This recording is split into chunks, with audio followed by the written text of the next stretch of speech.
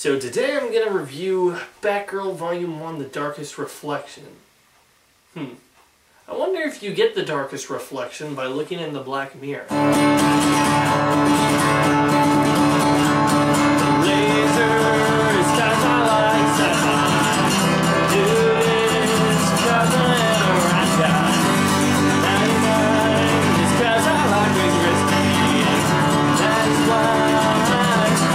Lazy 99.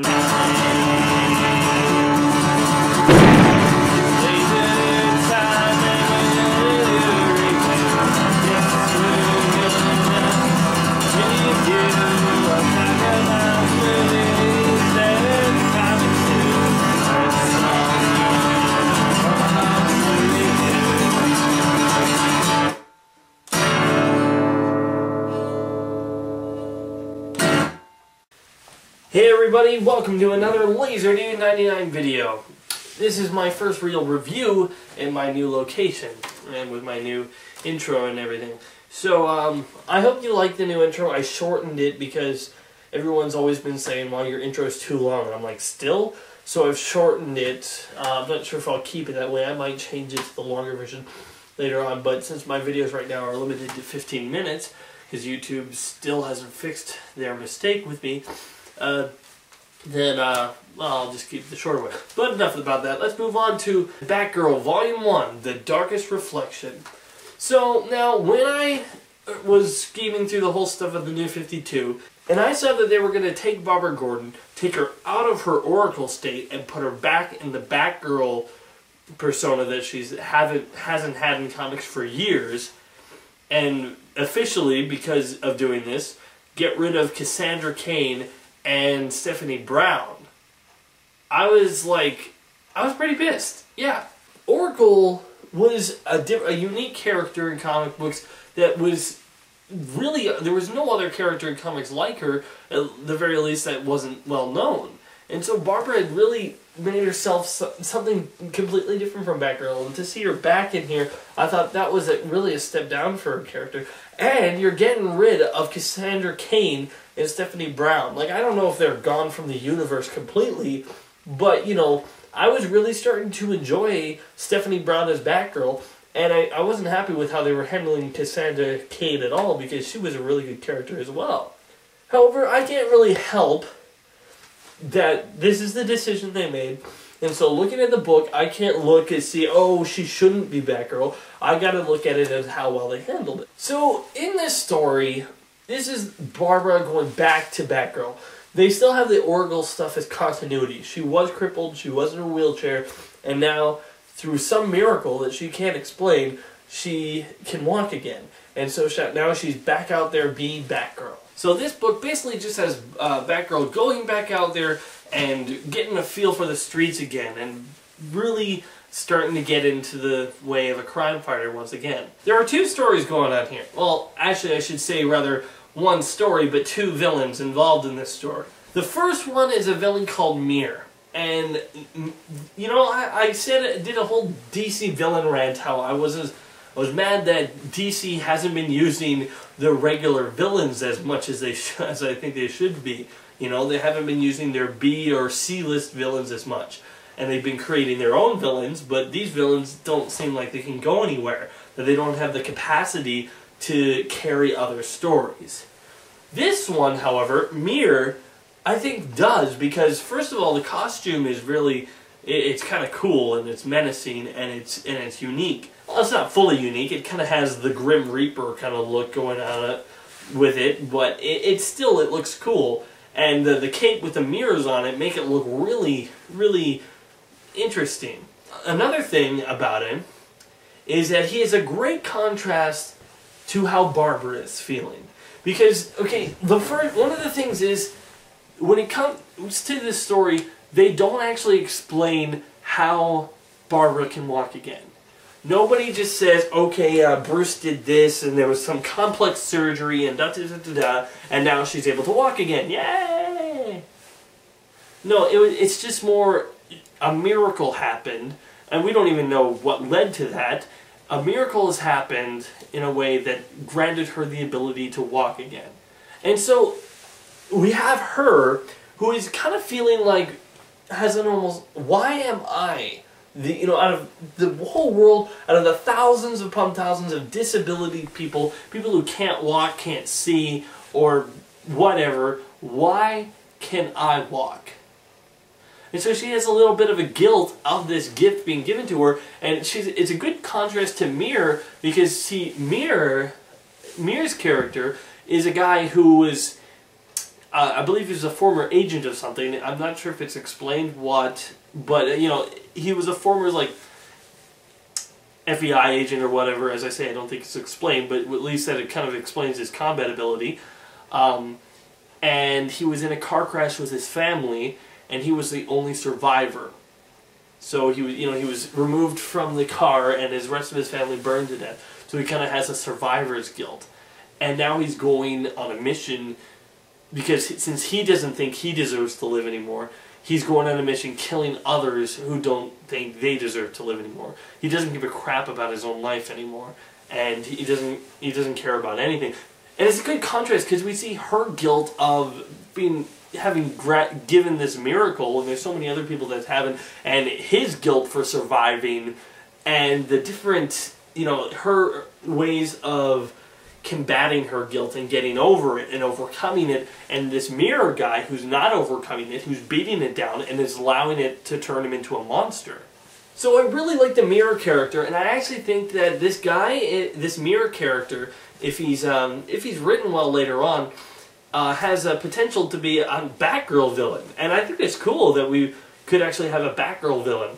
And the fact that it's not a girl, because you think that, oh, since she's a girl hero, she needs a girl villain. Well, no, that's not the case at all. And I think it's a good contrast between the characters, and I think the hero-villain relationship balances off of each other well.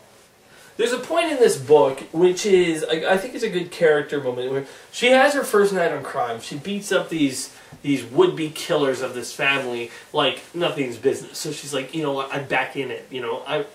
I got it. She feels like she's just gone off without a hitch, And then when she goes against this mirror guy, there's a point where he draws his gun on her, and she freezes, and her mind flashes back to that moment where Joker has shot her. And see, she's wanting to put her life on the line and to be Batgirl and to fight crime, but in her mind there's that fear of being sent back to the wheelchair and not being able to walk again, or even dying.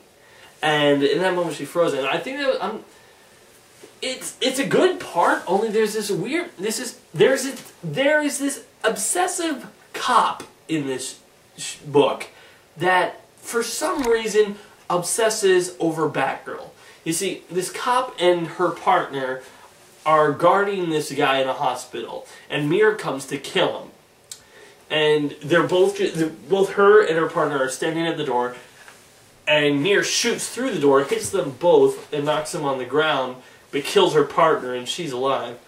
And then Batgirl comes in, and Mir points the gun at Batgirl. Batgirl freezes, and Mir pushes the guy that they were guarding out the window. And because of this, the cop becomes really obsessive over Batgirl. And that kind of threw me off, because you think, okay, sure, Batgirl froze, but A, Batgirl didn't kill your partner, and B, no, Batgirl didn't kill your partner. Why are you obsessing over Batgirl? Shouldn't it be Mir, the guy that you're obsessed over? Like, sure, she made a mistake. She's human, okay? If you were, like, in a shootout with a fellow cop, and that cop froze, you wouldn't obsess over him or anything. There is a great scene in this book when Nightwing comes in. And I'm not just saying it's great because it's Nightwing and I'm a big fan of Nightwing. The reason I like it is because I just love the character of Nightwing and Batgirl together. They contrast each other so well. And I should mention the writing and art in this. The writing, this is written by Gail Simone, and I will be the first to admit, I haven't read a lot of stuff by Gail Simone. In fact, I might have, but I don't know, because I don't usually check the writer unless it's a big writer I'm a big fan of.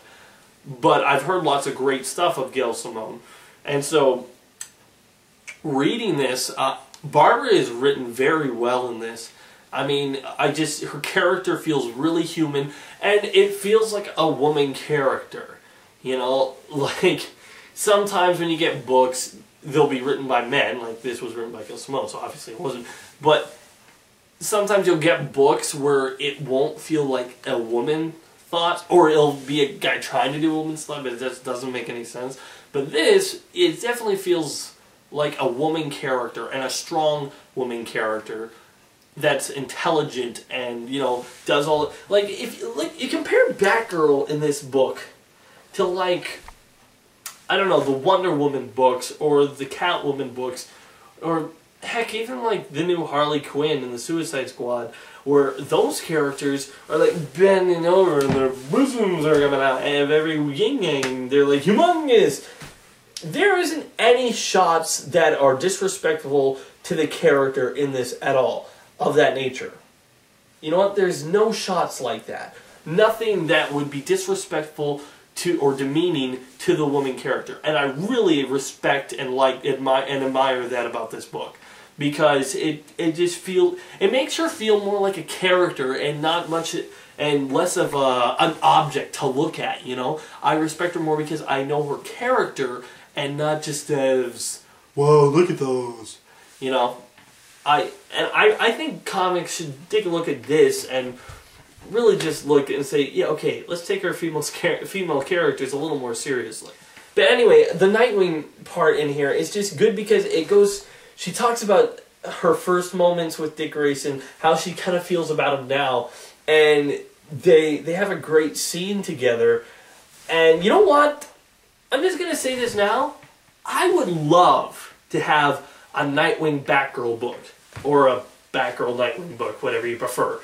You know, because just their characters, if they're written well, and they are in here, they have so much chemistry with each other. And you know what? It's just, and you know what? If they did have a book together, they'd probably either end up together in the book or at the end of the book, which would be okay. I'm okay with that.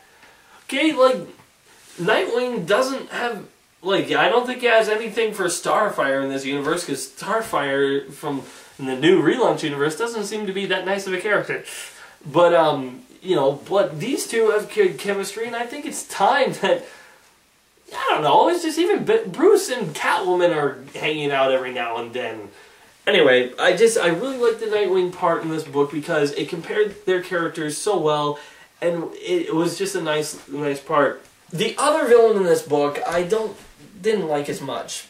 She was just a woman named Gretel, and it was just weird because she had these mind control powers that were granted to her because a guy shot her in the head, but it didn't go through her head. It just cracked her skull and hit something in the brain, and all of a sudden she can control people, and the people that she controls keep on saying 338, and I found it a little weird. I liked that the story throughout was okay because we got good stuff on Batgirl's side of that part of the story. I just didn't find the villain as interesting as I did Mir.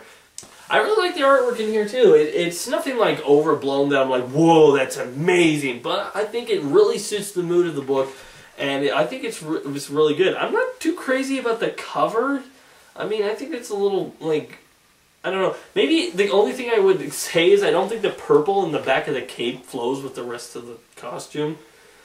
I mean, I know they couldn't put it red because then it should look like Batwoman, but I don't know, maybe if they just kept it black or turned it yellow, I don't know. So all in all, I think Batgirl The Darkest Reflection is a good book. I think it's a good read. It'll have some surprises that I didn't want to spoil in here for you, and I think it's definitely a book that's worth reading. Look, I was with everybody when I said I didn't think Barbara Gordon should be Batgirl again, but when it comes down to it, we all really wanted her to be Batgirl again. We wanted this great character to be out there kicking butt again. And I will admit, I loved it to see her be Batgirl again. I loved it. I loved her being Batgirl again. Anyway, in closing, I think that if you're into Batman or the Bat family, or want a book with a strong female character that's not just bending over every 5 seconds, Batgirl The Darkest Reflection would definitely be a good book to read. So in all, I'm giving it a 7.5 out of 10. So, Remember guys, I'm LazyDude99, and if I don't like it, it's not worth it. See you around. Be sure to check out more of my other videos on my channel, and wait for more coming soon.